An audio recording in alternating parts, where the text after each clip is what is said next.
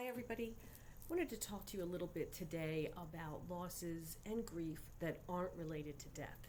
That's kind of what we commonly think about. We commonly think of there is a death and there is grief. But there are little losses that we face all through our life that also give us grief and give us sadness.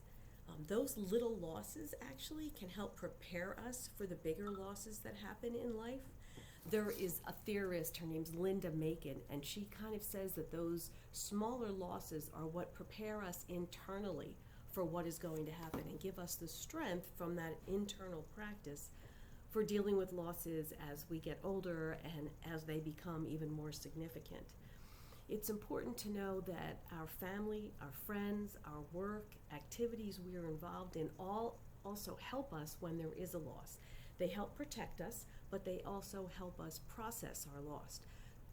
So if someone doesn't have that kind of support, in the end they can function pretty poorly, whether they're having a little loss or whether they're having a large loss.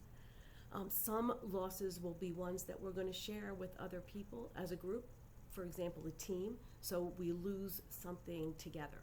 When we graduate from kindergarten and go to the bigger school with all of our friends. We do that as a group. When we leave brownies for Girl Scouts, we do that as a group. When we come home for summer camp, while we're alone, there are other people that are getting ready for that separation with us. Some losses we figure out on our own. Most of us discovered that Santa Claus was not real and did that on our own. Some losses actually are marked by celebrations, for example, a graduation. Other losses can go unnoticed and no one notices except for you. I want you to think about those losses and those experiences and whether they're alone or shared as we do these assignments. Do the losses have a celebration with them, or are they actually something that no one witnesses and people do alone? Take a 22-year-old who graduates from college. Take a 16-year-old who loses her virginity. How about a 55-year-old who decides to retire? These are the questions that I'm going to ask you in the assignment below. And there are two other things that can have a direct impact on loss that I want you to take a look at too. And that's how much control we had in those losses. For example, if you end a relationship, you can have some control, and even though you may grieve the loss of your relationship, it will feel very different than if someone broke up with you. If you left the community college because you were going on to another college, it may feel very different than if you were asked to leave because your grades were very poor.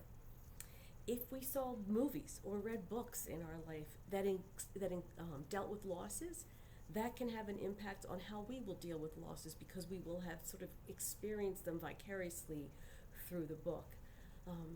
Other things that impact loss is, did it happen suddenly, or was it a loss that was slowly over time? Did it change the way that we look at the world or the way we think of ourselves? I'm going to ask you to provide your opinion on all of those things and such situations, abrupt losses, permanent losses, temporary losses. The examples that I'm going to share with you, that I'm going to ask you to comment with in the assignment, will have to do with a 5-year-old losing her front teeth, a 15-year-old boy moving to a new school, an 8-year-old who moves into yet another foster home, an 11-year-old who is abused and loses trust, a 9-year-old whose parents get a divorce and he loses that family, a 21-year-old who is the victim of a date rape. Again, these are going to be provided to you in the assignment with some of the background that I just talked about, and we can talk about it more in the future and in discussion.